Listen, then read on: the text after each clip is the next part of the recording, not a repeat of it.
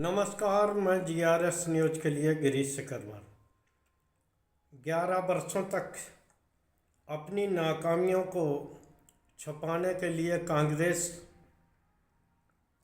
की आड़ लेते रहे प्रधानमंत्री आखिर उस कमज़ोर कांग्रेस पर वार क्यों कर रहे हैं,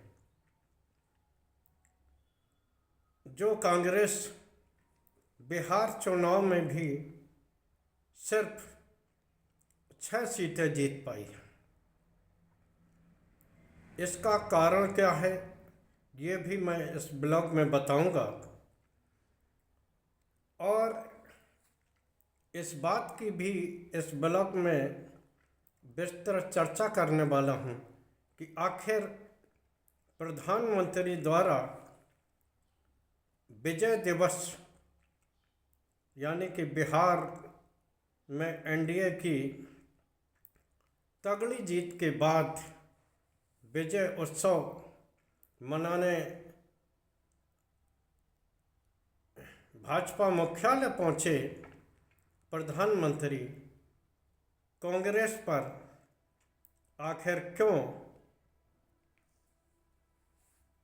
नाराज हो गए, या उन्होंने क्यों इस तरह की आशंका व्यक्त करते हुए एक तरह से कांग्रेस के विभाजन की धमकी थी।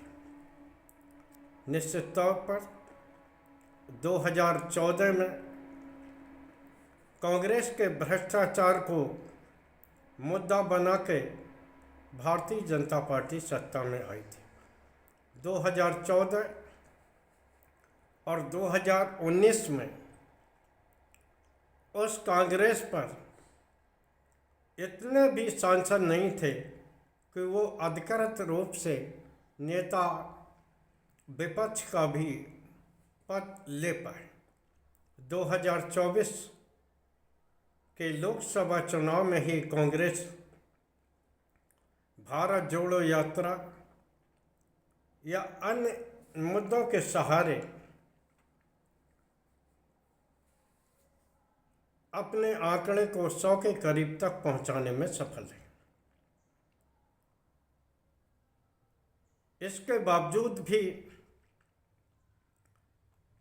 देश की प्रधानमंत्री या यूं कह लिए केंद्रीय सत्ता अपनी नाकामियों को छिपाने के लिए गाहे बगाहे कांग्रेस पर वार करते ही रहते।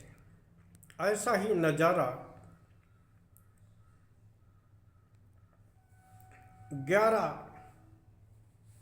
14 नवंबर को दिल्ली के भाजपा मुख्यालय में दिखाई दिया, जहां निश्चित तौर पर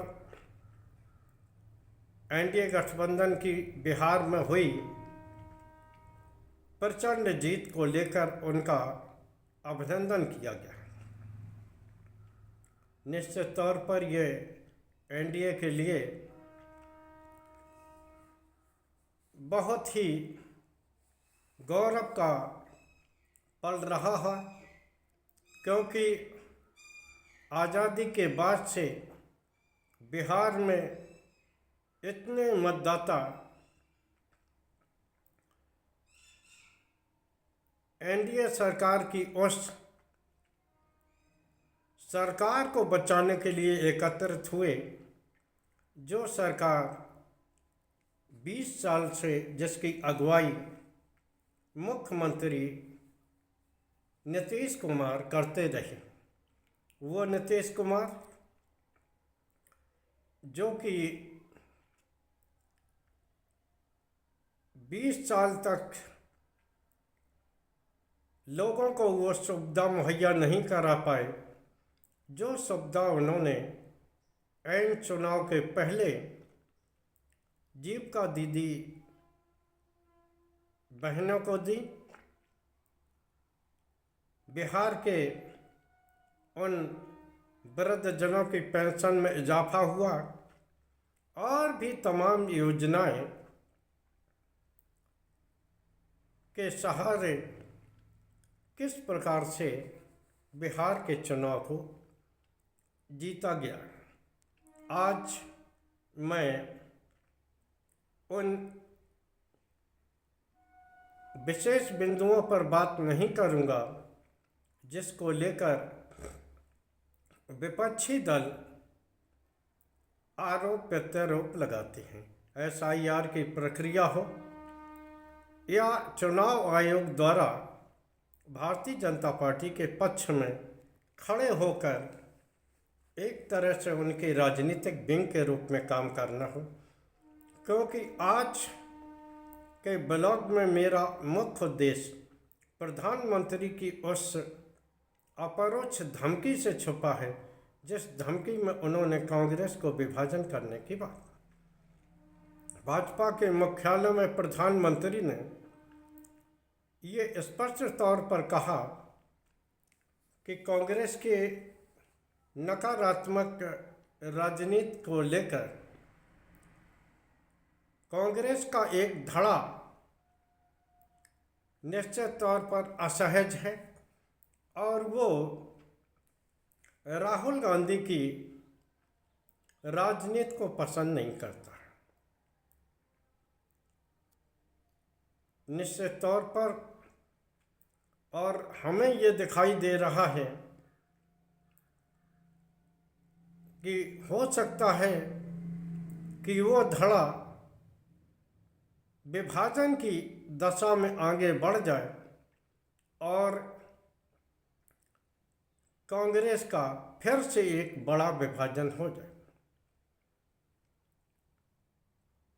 हालांकि इस बयान में ऐसा कुछ भी नहीं है जिसको कि लेकर प्रधानमंत्री को घेरा जा सके, लेकिन जिस तरह से गुजरात लॉबी की ये मानसिकता रही है, यहाँ तक कि अपने ही सहयोगियों को उन्होंने किस प्रकार से तोड़ा है, उनके दलों को विभाजन किया है।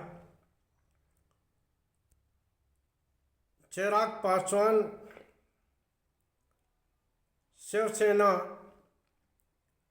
और अकाली दल से ज़्यादा कोई उनको देख परख नहीं सकता, क्योंकि जिस तरह से शिवसेना तोड़ी गई और जो लोग शिवसेना के बनाने वाले थे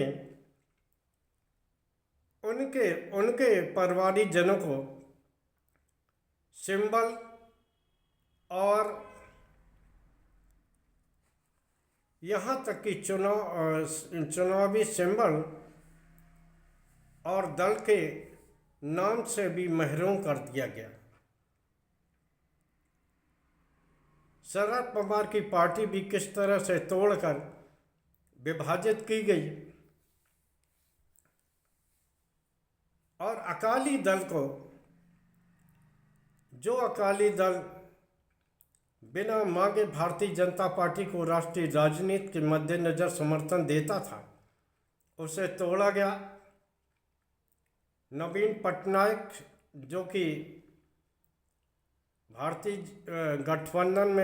जनता पार्टी के गठबंधन में शामिल न होने के बावजूद भी उन्हें गाहे बगाहे विभिन्न मुद्दों पर समर्थन देते थे।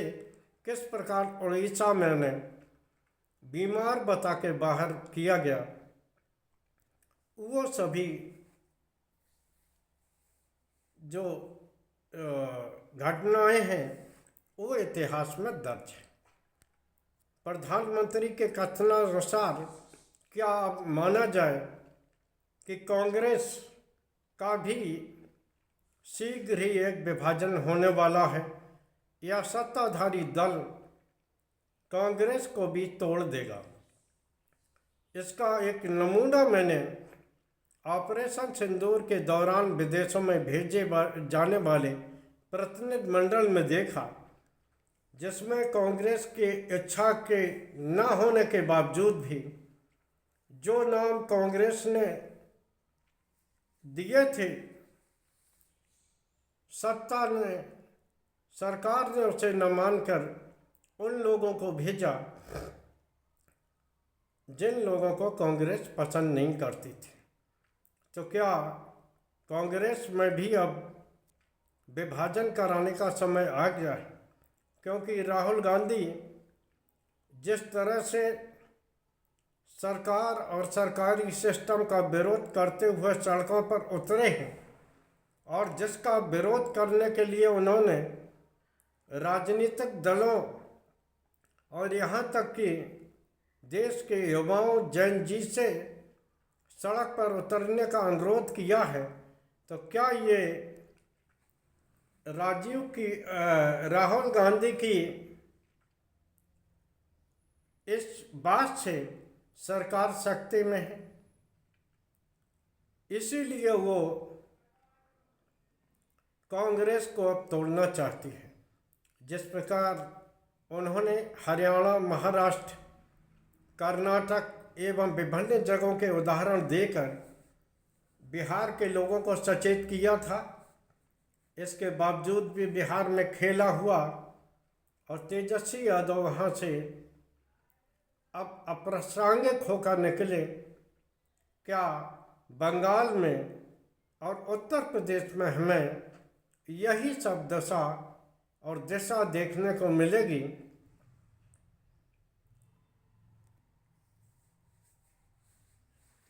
इसी सवाल को आपके लिए छोड़ते हुए मैं अपने ब्लॉग को यहीं ख़त्म कर रहा हूँ।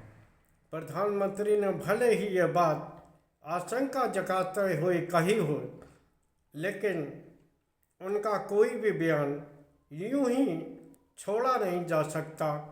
जय हिंद, जय भारत। कल फिर किसी नए मुद्दे पर आपके साथ जुड़ने का प्रयास करूँगा। जय हिंद।